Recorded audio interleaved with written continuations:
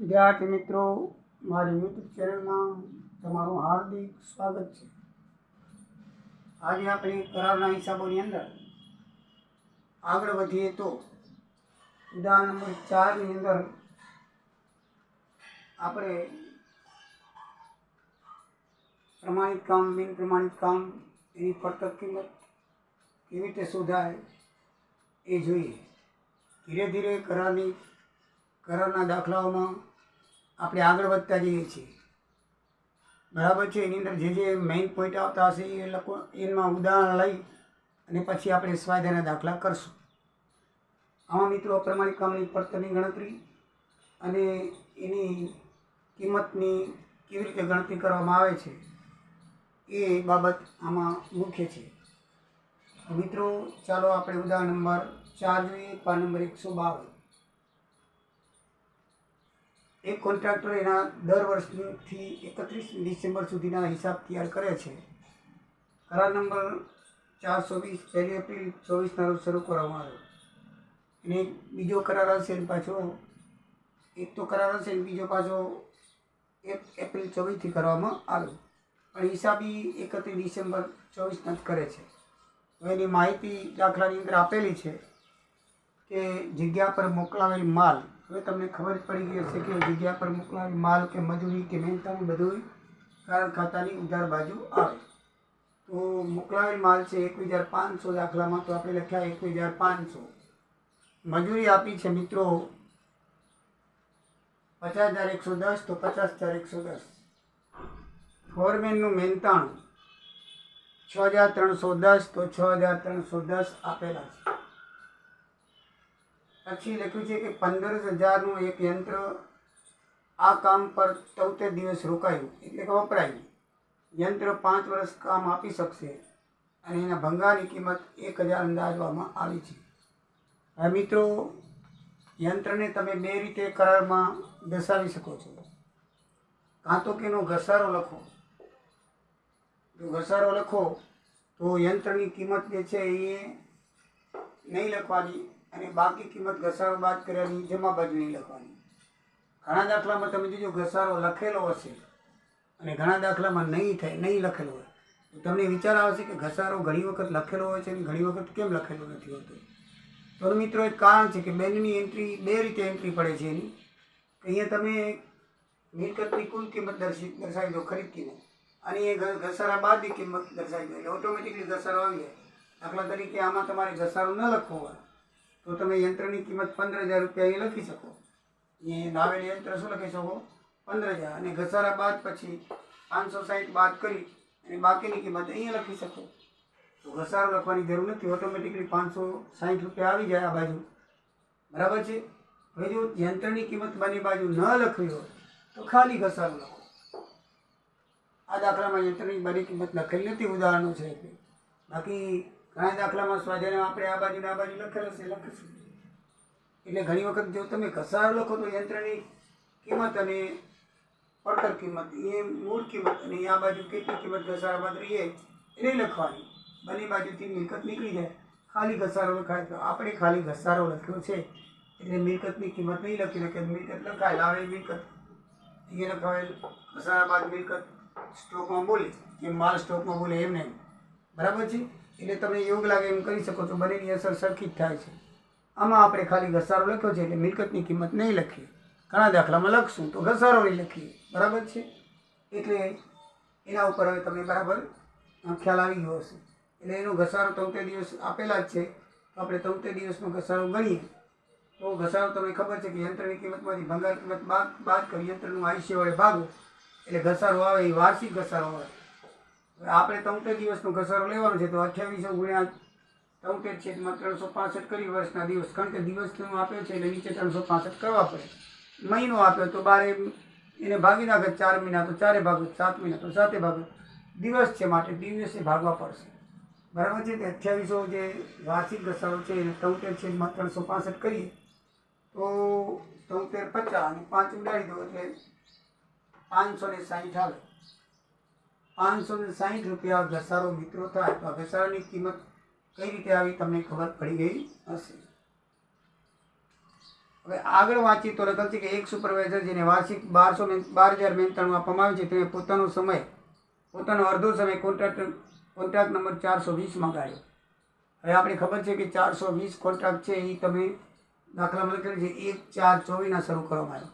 1/4/24 થયો અને આપણે હિસાબ કરી છે 31 ડિસેમ્બરનો, એટલે 9 મહિના એ 420 જે કોન્ટ્રાક્ટર હતો એમાં રહ્યો. એનો પગાર છે 12,000 રૂપિયા વાર્ષિક, એટલે મહિનાનો 1,000 થયો. મહિનાનો કેટલો થયો? 1,000. 9 મહિના રહ્યો છે એટલે 9 માસનો અડધો પગાર, એટલે કે 420માં એ અડધો સમય એને એમાં આપ્યો હતો. તો 420માં જે 9 મહિના રહ્યો એનો પગાર ખરેખર 9 માસનો 9,000 થાય, પણ એને અડધો સમય આપે છે એટલે અડધો પગાર મળશે 4500 રૂપિયા. 9,000ના 4500 રૂપિયા. ખબર પડી મિત્રો? સુપરવાઇઝરનું મહેનતાણું એમાં ચોખ્ખું લખેલ છે કે 420 કરારમાં એને પોતાનો અડધો સમય આપ્યો હતો. હવે 420 કરાર 9 મહિના ચાલ્યો. કેટલા મહિના? 9 મહિના. કારણ કે 1/4થી શરૂ કર્યો અને 31 ડિસેમ્બરના આપણે હિસાબ કરીએ એટલે આપણે 9 મહિનાનો હિસાબ એ કરારનો આવે. તો 9 મહિનામાં એનો પગાર 9,000 થાય. વાર્ષિક 12,000 આપ્યો છે, 9,000 થાય. હવે એને અડધો સમય આપ્યો છે માટે 9,000ના અડધા કેટલા થશે? 4500 રૂપિયા. કેટલા થશે? 4500 રૂપિયા. તો આપણે 9 માસનો 50% પગાર, તો આમ પણ લખી શકીએ ને 9,000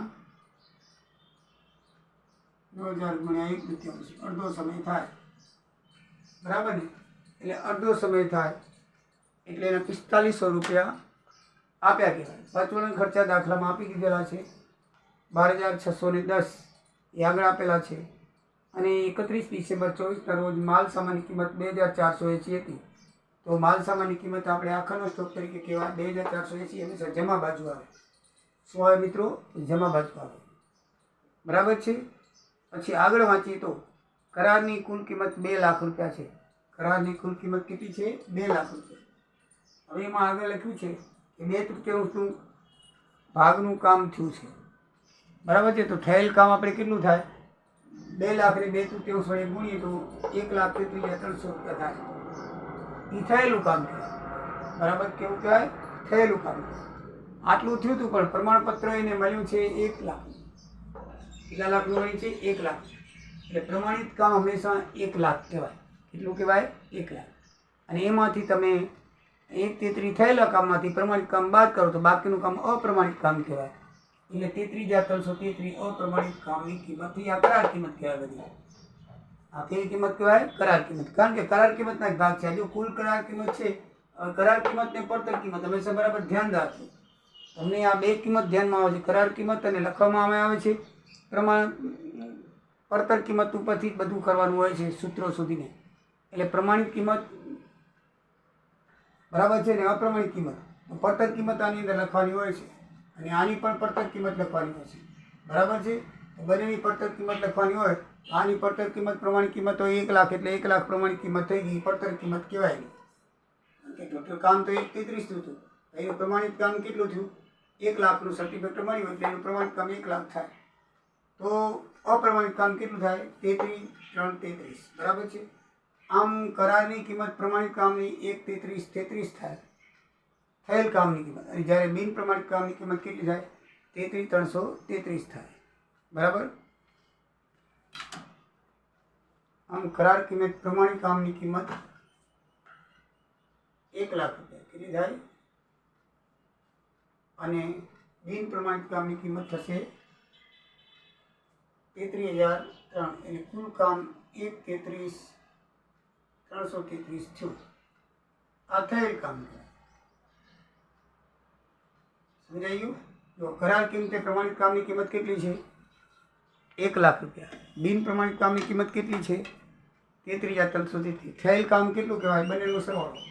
આ થયેલ કામ છે. બરાબર? 2/3 ગુણ્યા થયેલ કામ છે 1,33,333. ધ્યાન રાખજો મિત્રો, કુલ કરારની કિંમતમાંથી જેટલા ભાગનું સર્ટિફિકેટ મળ્યું હોય એ સર્ટિફિકેટની રકમ બાદ કરો એટલે અપ્રમાણિત કામ આવે, અને સર્ટિફિકેટની જેટલું રકમ મળી હોય એને પ્રમાણિત કામ કહેવામાં આવે. બરાબર? થયેલ કામ હોય 80% કે 2/3 ભાગ જે આપેલું હોય કુલ કરાર કિંમત એના વડે ગુણ હોય એટલે થયેલ કામ કહેવામાં આવે. થયેલ કામમાંથી સર્ટિફિકેટ કેટલાનું મળ્યું છે? એ પ્રમાણિત કામ. અને બાકીની રકમમાંથી બિન પ્રમાણિત કામ. તો પ્રમાણિત કામ 1 લાખનું સર્ટિફિકેટ મળ્યું છે માટે એ, અને એમાંથી બાદ કરો થયેલ કામમાંથી તો બાકીની કિંમત છે બિન પ્રમાણિત કામ કહેવાય. એટલે પ્રમાણિત ને બિન પ્રમાણિત કામ કેને કહેવાય તમને બરાબર સમજણ પડી જવી જોઈએ. બરાબર છે. તો મિત્રો હવે આગળ જોઈએ તો એમાં લખ્યું છે કે 1 લાખનું પ્રમાણપત્ર મળ્યું, કરાર આપનાર પાસેથી 80,000 મળ્યા. હવે 1 લાખનું કામ કર્યું છે, 80,000 મળ્યા એટલે 80% રકમ મળી. કેટલી રકમ મળી? 80% કહેવાય ને. 1 લાખનું કામ આપણે પ્રમાણિત થયું છે, એમાંથી એમાં લખ્યું છે કે 80,000 રૂપિયા મળ્યા છે. 80,000 રૂપિયા મળ્યા એટલે 80% કામ થયેલું કહેવાય, 80% રકમ મળી કહેવાય. આ શું કામ કહું છું કે હંમેશા આ નફો જે લઈ જવાનો હોય છે ને એ હંમેશા મળેલ કેસના ધોરણ પ્રમાણે લઈ જવાનો છે. આપણને કેસ મળે ને, દાખલામાં કોઈ ઉલ્લેખ ન હોય તો હંમેશા મળેલ કેસની ટકાવારી પ્રમાણે આ નફો છે એ રોકડના ધોરણે કહેવાય. આ લખ્યું છે રોકડના ધોરણે આપણને કેટલી રકમ મળી છે એના ધોરણે જે કુલ નફો થાય એના ધોરણે આપણે એ રકમ લઈ જવાની હોય છે. ક્યાં? અનામત ખાતે. બરાબર છે. તો હવે નફા નુકસાન ખાતે, સોરી, બાકીની અનામત ખાતે. તો હવે આપણે એ જોઈએ કે બિન પ્રમાણિત કામ છે તો એના ખર્ચા હવે અપ્રમાણિત કામની પડતર શોધવી હોય તો આપણે ખર્ચાની જરૂર પડે. હંમેશા ધ્યાન રાખજો કે અપ્રમાણિત કામની પડતરમાં હંમેશા ખર્ચ આવવું જોઈએ. આ થયેલ કામની પડતર એ ખર્ચા કહેવાય. શું કહેવાય? અહીંયા થયેલ કામની પડતર એટલે ખર્ચા. આટલા ખર્ચા થયા આપણને, આટલા 6 નંબર સુધી આટલા ખર્ચા થયા એટલે આપણે જે કામ છે એ આટલામાં પડ્યું. આ ખર્ચા થયા એટલે પડ્યું એટલે થયેલ કામની પડતર કહેવાય. બરાબર છે. તો તમે 1 થી 6 નું ટોટલ મારો તો 95,590 આવશે. કેટલું આવશે? 95,590. એટલે આપણને ખરેખર પડતર કેટલી છે પ્રમાણિત કામની? તો એ 95,590માંથી આ સ્ટોક વધ્યો 2,480 લખેલું છે એ બાદ કરો એટલે ટોટલ આટલો ખર્ચો થયો આપણે 93,110. એ થયેલ કામની પડતર કહેવાય. થયેલ કામની પડતર એટલે ખર્ચાનો સરવાળો. સમજી લો તમે, થયેલ કામની પડતર એટલે ખર્ચાનો સરવાળો. કારણ કે આપણે માલ સામાન આટલો લીધો હતો. દાખલા તરીકે માલ સામાન એક વસ્તુ છે કે આપણે કોઈક માલ કેટલામાં પડ્યો છે તો જે લીધેલો માલ હોય એમાં ખર્ચા ઉમેરી એટલે એ પડતર થઈ જાય. બરાબર છે. તમે 10,000નું ટીવી લઈ આવ્યા, એમાં લઈ જવાનો લાવવાનો ખર્ચ ભાડું લખો. 10,000નું ટીવી હોય કે ફ્રીજ હોય, બરાબર છે, 500 રૂપિયા કદાચ ભાડું લે. આપણે ટીવી કેટલામાં પડ્યું? 10,500 પડતર થઈ. એમ કોઈ પણ માલ બનાવવો હોય તો માલ સામાન મજૂરી બાકીના ખર્ચા ઉમેરો એટલે આ 1 2 3 4 5 6 નું ટોટલ મારો એટલે એ માલની પડતર કહેવાય. કુલ માલ આપણામાં આટલો પડ્યો તો માલની પડતરમાંથી જે વધેલ માલ છે એ બાદ કરવો પડે, કારણ કે એટલો તો આપણા હાથ ઉપર છે. એટલે કુલ કામની પડતર 93,110 આવે. કુલ ખર્ચા એમાંથી વધેલ માલ, આ વધેલ માલ કહેવાય. આપણી જગ્યા પર માલ પડ્યો છે ને એ વધ્યો છે, આખરનો સ્ટોક આપણે એને કહી શકીએ. બરાબર છે. તો એ માલ કરો એટલે આ 93,110 છે એ પ્રમાણિત કામની પડતર કિંમત એટલે થયેલું કામ કહેવાય. શું કહેવાય? થયેલ કામની પડતર કહેવાય. શેની કહેવાય? કહેવાય થયેલું કામ.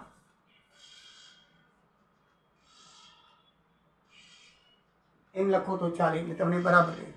થયેલા કામની પડતર.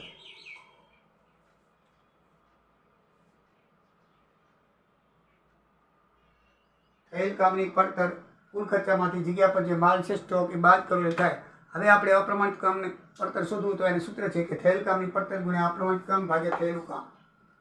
તો થયેલ કામની પડતર આપણે જોઈ 93,110. અપ્રમાણિત કામ જોયું આપણે 3,33, 3,3,3, 5 રગડા. અને નીચે જે થયેલું કામ, તો થયેલું કામ છે 2/3 ભાગ એટલે થયેલું કામ છે 1,33,33. બરાબર છે. 1,33,333. 1,33,333. એને તમે કેલ્ક્યુલેટર વડે કરો તો 23,278 રૂપિયા એ શું આવશે? અપ્રમાણિત કામની પડતર આવશે. શું આવશે? અપ્રમાણિત કામની પડતર. એને આપણે જમા બાજુ લખશું. હંમેશા ધ્યાન રાખજો, કરાર ખાતાની જમા બાજુ આ 3 રકમો આવે.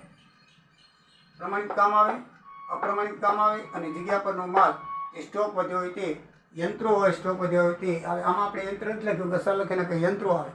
બાકી સ્ટોક અને થયેલા પ્રમાણિત કામ ને અપ્રમાણિત કામની પડતર કિંમત હંમેશા કરાર ખાતાની જમા બાજુ આવે. પડતર કિંમત લખવાની હોય છે, એટલું યાદ રાખજો મિત્રો. પ્રમાણિત કામની પડતર કિંમત તો ઓટોમેટિકલી મળી જશે, તમને આપેલી હશે દાખલામાં, બરાબર છે. બાકી બિન પ્રમાણિત કામની કિંમત તમારે શોધવી પડશે આ સૂત્રથી, બરાબર છે. એટલે એ પ્રમાણે શોધશો એટલે અહીંયા લખી નાખવાનું, અને જગ્યા પરનો જે સ્ટોક હશે એ લખી નાખવું. એટલે આ બાજુનું ટોટલ તમને 1,25,758 આવશે. બાકી બીજી કોઈ કિંમત નથી. દાખલો પૂરો થાય છે. રકમ એમ લખે છે કે રોકડના ધોરણે 2/3 નફા નુકસાન ખાતે લઈ જવાનું છે. રોકડના ધોરણે કીધું છે, એટલે રોકડ મેં તમને હમણાં કીધું કે ભાઈ 80,000 મળ્યા છે, લાખનું પ્રમાણિત કામ છે, 80,000 મળ્યા એટલે 80% થાય. તો આપણે નફા નુકસાન ખાતે નફો લઈ જવો તો કેટલો, તો આપણે આનું ટોટલ મારીએ, એમાંથી આ ખર્ચો બાદ કરો. 1,25,758માંથી આપણે જે ટોટલ હતું એટલું 95,590, 1 થી 6 બાદ કરશો એટલે 30,168 વધશે. તો 30,168 આપણો કુલ નફો થયો. હવે આ કુલ નફાના બે ભાગ પડવાના છે. 2/3 ભાગે નફો લઈ જવાનું છે નફા નુકસાન ખાતે. તો 30,168 ગુણ્યા 2/3 ગુણ્યા 80%. 80% ક્યાંથી આવ્યા? 80% રોકડ મળી. કેમ? 1 લાખનું પ્રમાણિત કામ હતું એટલે 80,000 રૂપિયા મળ્યા એટલે 80% કહેવાય. અને 80% ન લખવા તો 80 મળેલું રોકડ ભાગે છેદમાં 1 લાખ લખી નાખો તો હાલે. 80,000 ભાગ્યા 1 લાખ લખો તો હાલશે. અને 80% લખવા તો 80/100 કરો તો હાલશે. બંને રીતે ચાલશે. આપણને જે રોકડ મળી હોય ને એ ધોરણ લખવાનું છે. જેટલી રોકડ મળી હોય ઉપર લખવાનું, અને જેટલું કામ થયેલું હોય એટલું નીચે લખવાનું. પ્રમાણિત કામ તોય આવે, તોય ચાલે. અને એના ટકા ન આપેલા હોય તો ટકા લખી નાખવાના.